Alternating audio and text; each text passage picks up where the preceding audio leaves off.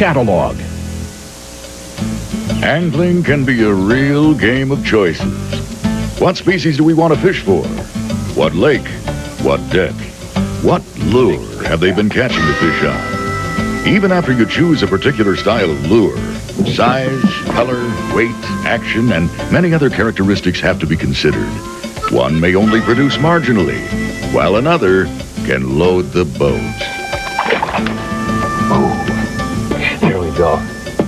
You know, crankbaits today, there are literally hundreds, if not thousands of them on the market. You may ask yourself, do we really need all these different types of baits? And my answer is definitely yes. You know, crankbaits are really designed for specific situations and even to a degree for different species of fish. Dan Sura and I right now are going to look at crankbaits for bass and how to match the bait for the water conditions you're fishing. Crankbaits come in oodles of sizes and shapes and colors, and one of the important factors is the bill design. Large bills generally will drive these crankbaits very deep, while the smaller bills are for shallower water fishing situations. Now, crankbaits can be fished from literally just below the surface to 20 foot and deeper, and you can catch all species of fish on them. Right now we're throwing deep diving crankbaits on rocks. And each spot you fish, you have to sort of fine tune the bait for that particular spot. We could actually throw a smaller crankbait over the top of this hump and probably not catch any fish. We're taking a bait, making really long casts, driving the bait down, and slow rolling these deep crankbaits over these boulders out here. I hit it that time, James. Over it. Did you? Yeah. There he is. I got a good one. This is a good fish.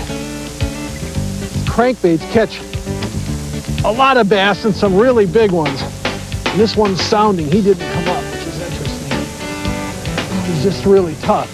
Maybe not as big as I thought.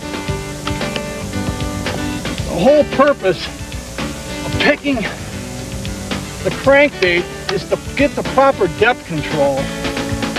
And whether you're fishing shallow water structure, mid-depth, or deep, picking the proper bait and then working it at the correct speed is absolutely vital to catching fish. As an example, here's a large tapered weed point with a rock pile on the tip.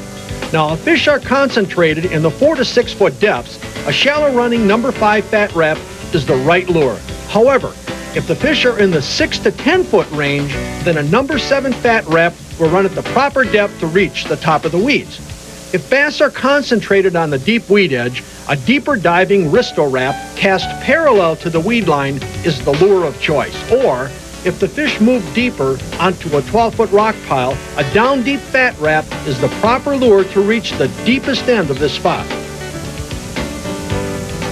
One of the most important aspects of crankbait fishing is the retrieve. And on some days, the fish may want a long pause. At other days, they may want the bait being reeled quite quickly and really banging off the cover, and that'll trigger strikes. But whatever the case, what you want to do is remember how the bait was working prior to the fish biting the bait and duplicate that retrieve. In picking a crankbait, color is also very important. General rules of thumb. Clear water, you want to mimic the available forage in both size and color pattern. Dark water situations, maybe go to a little bit bigger bait and some of the more gaudier colored baits, kind of like what we're using today. Got him. Ooh. Right off that same point, He was way up, yeah, but he was way off the tip. I got it down there really slow rolled it. Here he comes. Oh, it's another good one, Jim. It's sort of interesting the way these fish are striking is I'm pulling it along really slow and the fish are like coming up in back of it and overtaking the bait. It's really odd how they're hitting the bait. Because they're not really crunching on it. It seems like the fish are trailing in on the bait and you're feeling they're pushing it along. The equipment plays a big part in hooking those fish, too, Jim. No question about it. Not only to hook them, but to keep them hooked. For this particular situation right now, we're fishing with a Berkley XT line, and this is 10-pound test. What we're trying to do is take these Risto wraps and actually drive them down to the top of a boulder hump that's 10 foot deep. So we got to make real long casts. We got a 7-foot medium action rod. You want to fire the bait way out there and slowly get that bait down to the bottom and actually walk it over the boulders.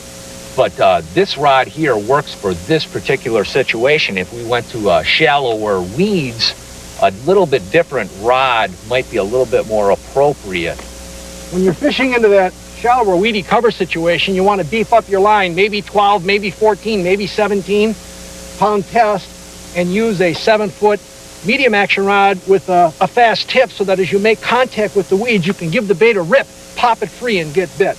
The other thing that we like to do is use a level line bait casting reel. This happens to be a Quantum Energy, and we'll spool it up with the appropriate line, and it's a very efficient way to deliver the crankbaits and get bit like that. In Fisherman will be back with more crankbait tactics after a word from our sponsors. Look at them boil.